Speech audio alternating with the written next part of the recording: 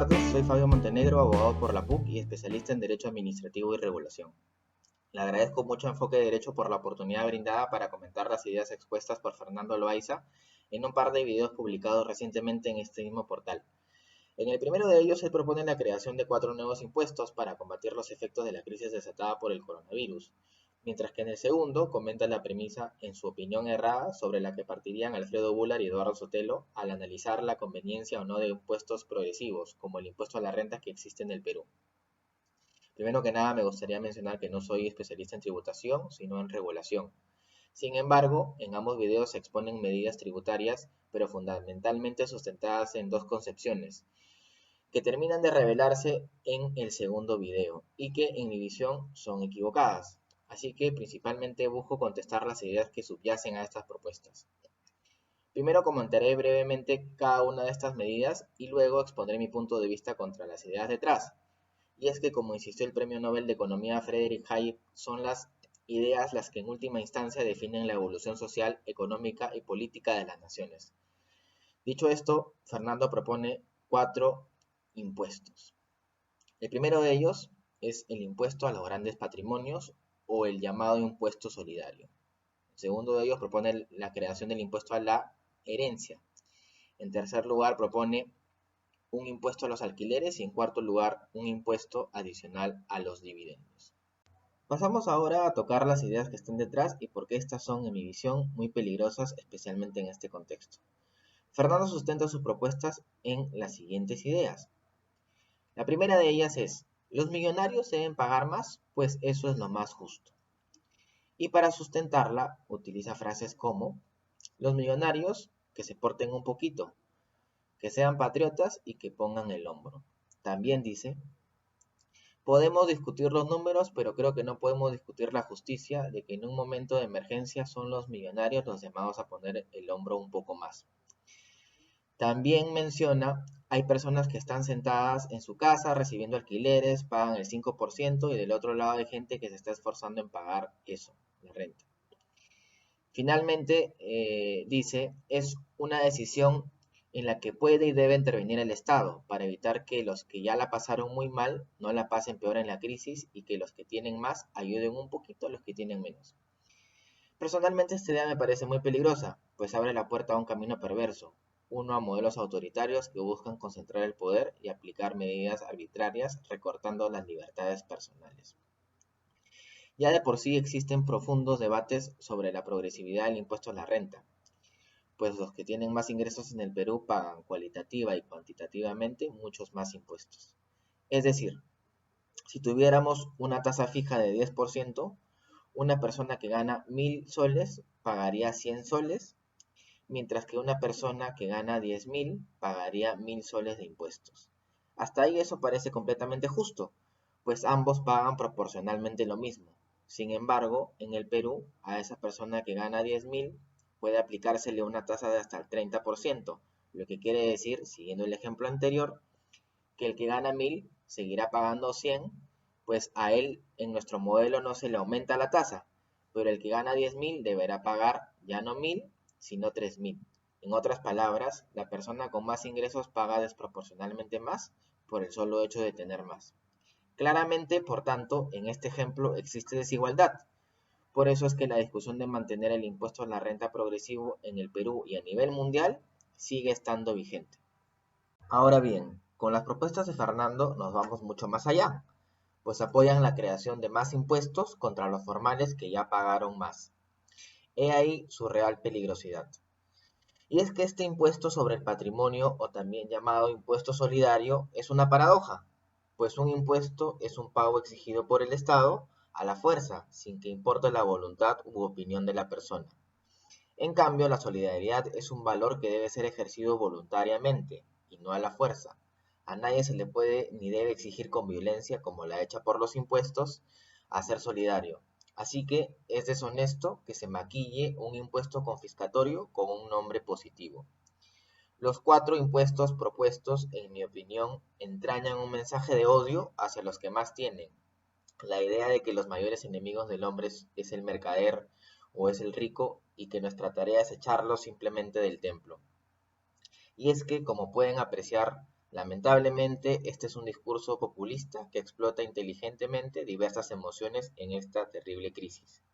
La esperanza, el deseo de surgir, la sensación de justicia, la empatía con el que sufre, mediante el uso de recursos sencillos, un lenguaje simple que apela a emociones y sentimientos espontáneos.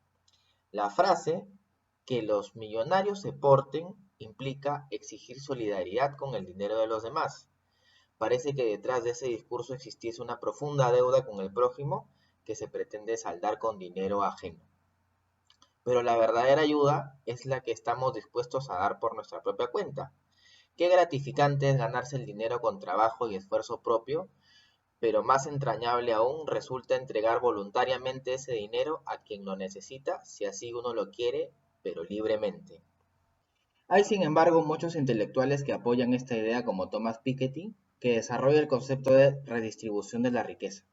Él sostiene que hay una progresiva concentración de la riqueza en manos de unos pocos y que esa riqueza aumenta con mayor celeridad que la propia economía, lo que conlleva un aumento de la desigualdad.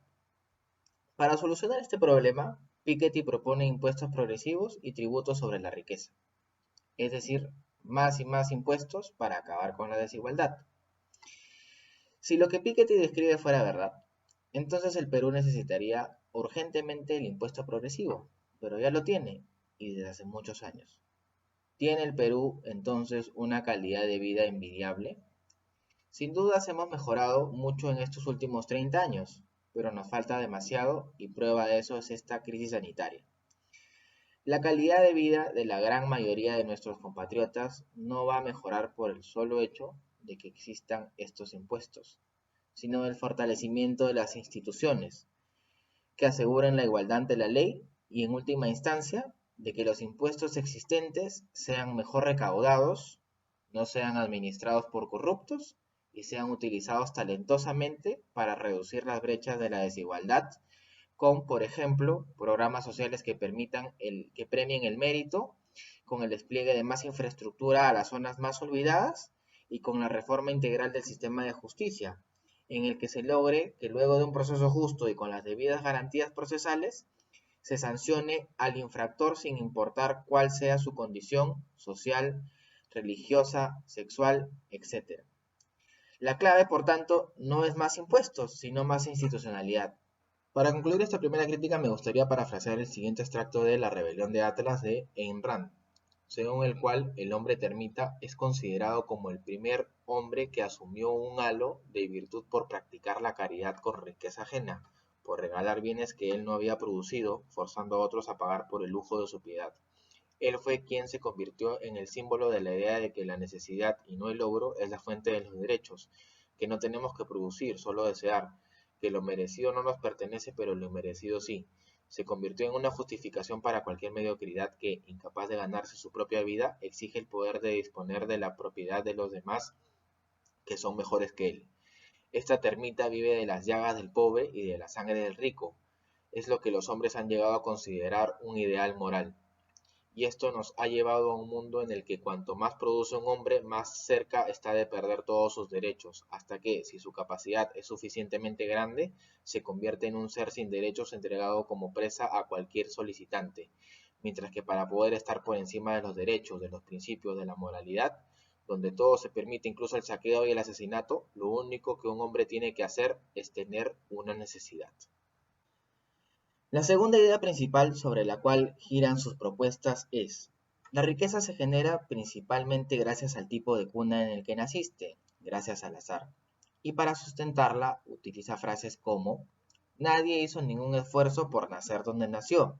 Entonces, como sociedad, tenemos que decir, ¿esto es justo o no? También refiere que habrá gente que no tenga problemas por esta asignación por azar, y a ellos siempre les va a desagradar la distribución, a través de tributos, a través de cualquier medio, pero a los que no les agrada, incluyéndome, nos gustaría equilibrar la cancha. Dice también, podemos discutir los números y ese es un debate que siempre va a continuar. Lo que sí es muy difícil defender hoy en día es que la riqueza se genera principal y únicamente por el esfuerzo. Tenemos un pequeño consenso en este aspecto, pero una solución muy distinta para este injusto azar. La idea de Fernando parte de una lectura, en mi opinión, errada de la frase de "el hombre es él y sus circunstancias" de Ortega y Gasset.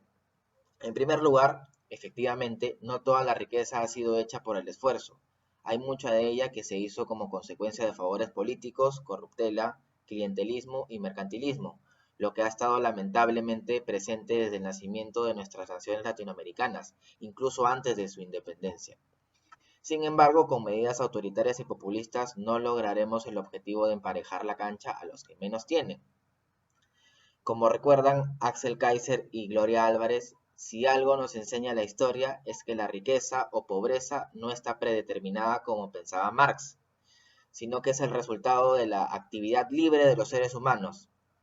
Basta ver, por ejemplo, el desarrollo de muchos países asiáticos tradicionalmente pobres en los últimos 50 años y que hoy, libres del yugo comunista, avanzan a un ritmo acelerado, como Singapur o Taiwán, que dicho sea de paso, son dos naciones ejemplares en el manejo de esta crisis. Como también lo han demostrado con una brillantez notable los profesores Daron Acemoglu y James Robinson del MIT y Harvard en su libro ¿Por qué fracasan los países?, la prosperidad de estas naciones demuestra que la riqueza no está dada en los recursos naturales, bajo la tierra o en los campos, sino en el ingenio de las personas y las buenas instituciones, que aseguran que ese ingenio y el esfuerzo prosperen. En mi opinión, si se busca una real alternativa para el Perú, lo que se necesita es más libertad, pero aparejada de firme igualdad ante la ley, y no generar una igualdad material a la fuerza, que es la que se busca ocultamente a través de las leyes como las propuestas. Lo ideal es generar esta institucionalidad para que en el Perú existan más figuras locales que reflejen y repliquen más y más casos de éxito como el de Steve Jobs o el de Jeff Bezos, que en sus realidades, siendo adoptados y criados en familias muy modestas, lograron ser el motor de riqueza para ellos, su familia y la sociedad.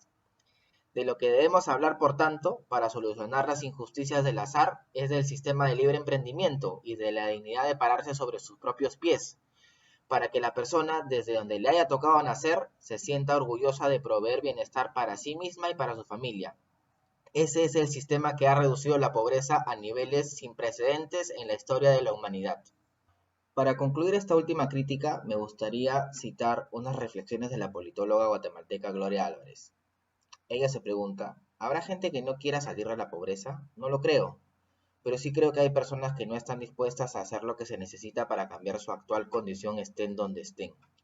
Hoy por hoy, sin importar color, credo, origen, nacionalidad, altura o pasado, existen 4 tipos de personas. Y cada uno de nosotros, con cada decisión que tomamos, decidimos en cuál de las 4 nos queremos convertir. Los divisores, aquellos que nacen con oportunidades económicas e intelectuales desde la cuna, luego crecen y las desaprovechan derrochando los recursos heredados y dedicándose a la vagancia. Están también los multiplicadores, que son aquellos que, al igual que los divisores, nacen con oportunidades económicas e intelectuales desde la cuna, pero en cambio las aprovechan porque vieron que sus padres y abuelos mejoraron su calidad de vida partiéndose el lomo y tienen bien claro que si ellos quieren esos mismos beneficios van a tener que hacer lo mismo. Están también los restadores, aquellos que no nacen con oportunidades económicas ni intelectuales desde la cuna, viven toda su vida agarrándose de la excusa de que como no nacieron con oportunidades, están destinados a no salir adelante jamás, mueren igual a como nacieron, sin dejar mayores cambios. Finalmente tenemos a los sumadores, aquellos otros que a mi parecer son los que más mérito tienen, sin nacer con oportunidades económicas ni intelectuales, luchan y luchan hasta encontrarlas, deciden no darse por vencidos, luchan estudiando, luchan trabajando para el vecino, luchan taxiando, poniendo una pequeña bodega, luchan estudiando otro idioma por su cuenta, dejan a su familia en el campo para aventurarse en la ciudad y buscar un buen futuro, luchan utilizando los recursos que tengan a su alcance para conseguir cursos, empleos, becas, habilidades y talentos para aprender. Estos son los que mueren satisfechos y sorprendidos de lo que la vida les puede dar a aquellos que están dispuestos a vivir aprendiendo. La pregunta es, ¿quiénes estamos siendo o quiénes queremos ser? Definitivamente hay que buscar soluciones en esta crisis, pero cerremos filas contra propuestas populistas que despistan y suenan dulcemente al oído. Me despido finalmente mandándoles mucha fuerza y ánimos, protéjanse y cuiden mucho a sus seres queridos. Un fuerte abrazo.